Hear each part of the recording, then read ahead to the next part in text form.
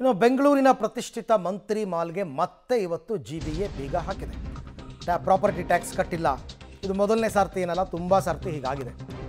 30 ಕೋಟಿ ಏನೋ ಬಾಕಿ ಉಳಿಸ್ಕೊಂಡಿದ್ದಾರಂತೆ. 30 ಕೋಟಿ 81 ಲಕ್ಷ ತೆರಿಗೆ ಬಾಕಿ ಉಳಿಸ್ಕೊಂಡಿದೆ ಮಂತ್ರಿ ಮಾಲ್. ಹಲವಾರು ಬಾರಿ ನೋಟಿಸ್ ಕೊಟ್ಟರು ಕೂಡ ಡೋಂಟ್ ಕೇರ್ ಅಂತ ಹೇಳಿದರು. ಹಾಗಾಗಿ ಇವತ್ತು ಬೆಳಗ್ಗೆ ಮಂತ್ರಿ ಮಾಲ್ಗೆ ಜಿಬಿಎ ಬೀಗವನ್ನು ಹಾಕಿದೆ.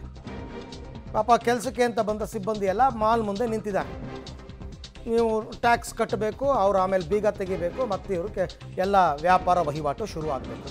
ಇದು ನಾನಾಗಲೇ ಹೇಳಿದಂತೆ ಎಷ್ಟೋ ಬಾರಿ ಮಂತ್ರಿ ಮಾಲ್ದೇ ಈ ಥರ ಆಗಿದೆ. ಇವರು ಪ್ರಾಪರ್ಟಿ ಟ್ಯಾಕ್ಸ್ ಕಟ್ಟಲ್ಲ, ಅವ್ರು ಬಿಡಲ್ಲ. ತುಂಬ ಸರ್ತಿ ನೋಟಿಸ್ ಕೊಟ್ಟರು, ಅವರು ರಿಪ್ಲೈ ಮಾಡಲ್ಲ. ಕೊನೆಗೊಂದಿನ ಈ ಥರ ಬಂದು ಬೀಗ ಹಾಕ್ತಾರೆ. ಬೀಗ ಹಾಕಿದಾಗ ಒಂದಷ್ಟು 30 ಕೋಟಿನೂ ಏನು ಕ್ಲಿಯರ್ ಮಾಡಲ್ಲ ಅವರು. 1 ಕೋಟಿ 2 ಕೋಟಿಗೆ ಏನೋ ಚೆಕ್ ಕೊಡ್ತಾರೆ, ಮತ್ತು ಬೀಗ ಓಪನ್ ಮಾಡ್ತಾರೆ, ಮತ್ತು ಬ್ಯಾಲೆನ್ಸ್ ಉಳಿಸ್ಕೊಂಡಿರ್ತಾರೆ. ಇನ್ನೊಂದು 4 ತಿಂಗಳು 5 ತಿಂಗಳಾದಮೇಲೆ ಮತ್ತೆ ಇದೇ ಕಥೆ ಹೀಗೇ ನಡ್ಕೊಂಡು ಬರ್ತಾ ಇದೆ. ಬೆಂಗಳೂರಿನ ಮಂತ್ರಿ ಮಾಲ್ ತೆರಿಗೆ ಬಾಕಿ ಉಳಿಸ್ಕೊಂಡಿದೆ. ಅದಕ್ಕೋಸ್ಕರ ಈಗ ಬೀಗ ಹಾಕಿದ್ದಾರೆ. ನಿತ್ಯ ಕೋಟ್ಯಾಂತರ ರೂಪಾಯಿ ವಹಿವಾಟನ್ನು ನಡೆಸ್ತಕ್ಕಂತಹ ಮಂತ್ರಿ ಮಾಲ್ಗೆ ಇವತ್ತು ಬೆಳಂಬೆಳಗ್ಗೆ ಬೀಗ ಬಿದ್ದಿದೆ.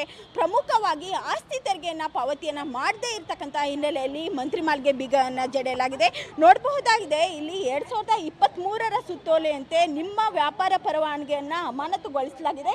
ಬಾಕಿ ಆಸ್ತಿ ತೆರಿಗೆಗಳನ್ನು ಪಾವತಿಸದ ಕಾರಣಕ್ಕಾಗಿ ಆಸ್ತಿಯನ್ನು ಸೀಜ್ ಮಾಡಲಾಗಿದೆ ಎನ್ನುವಂತಹ ಒಂದು ಮಾಹಿತಿಯನ್ನು ಕೂಡ ಇಲ್ಲಿ ಹಾಕಲಾಗಿದೆ. ನೋಡಬಹುದಾಗಿದೆ, ಇಲ್ಲಿ ಯಾವ ರೀತಿ ಬಾಗಿಲಿಗೆ ಸೀಜ್ ಮಾಡಿದ್ದಾರೆ ಎನ್ನುವಂತಹ ದೃಶ್ಯಗಳನ್ನ ಕೂಡ ಕಾಣಬಹುದಾಗಿದೆ.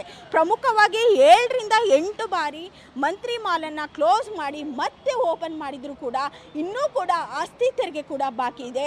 ಈ ನಿಟ್ಟಿನಲ್ಲಿ ಇವತ್ತು ಈ ಒಂದು ಮಾಲನ್ನು ಕೂಡ ಸೀಜ್ ಮಾಡಿದ್ದಾರೆ. ಇನ್ನು ಬೆಳಂಬೆಳಗ್ಗೆಯಿಂದಲೇ ಇಲ್ಲಿರ್ತಕ್ಕಂಥ ಅಂದರೆ ಈ ಮಂತ್ರಿ ಮಾಲ್ ಒಳಗೂ ಕೂಡ ಸಾಕಷ್ಟು ಒಂದು ಅಂಗಡಿಗಳಿದ್ದಾವೆ. ಈ ಅಂಗಡಿಗಳಿಗೆ ಮುಚ್ಚಿದೆ ಎನ್ನುವಂತಹ ಒಂದು ಮಾಹಿತಿ ದೊರೆಯದ ಹಿನ್ನೆಲೆಯಲ್ಲಿ ಸಾಕಷ್ಟು ಸಿಬ್ಬಂದಿಗಳು ಕೂಡ ಮಾಲ್ ಎದುರುಗಡೆ ರೋಡ್ನಲ್ಲಿ ಕಾಯುವಂಥ ಒಂದು ಪರಿಸ್ಥಿತಿ ಕೂಡ ನಿರ್ಮಾಣವಾಗಿದೆ. ಕ್ಯಾಮ್ರಾ ಪರ್ಸನ್ ರವಿ ಜೊತೆ ಅರುಣಾ, ಪಬ್ಲಿಕ್ ಟಿವಿ, ಬೆಂಗಳೂರು. ನಿಜಕ್ಕೂ ಸಮಸ್ಯೆ ಆಗೋದು ಒಳಗಡೆ ಅಂಗಡಿಗಳಿದಾವಲ್ಲ, ಆ ಮಾಲೀಕರಿಗೆ.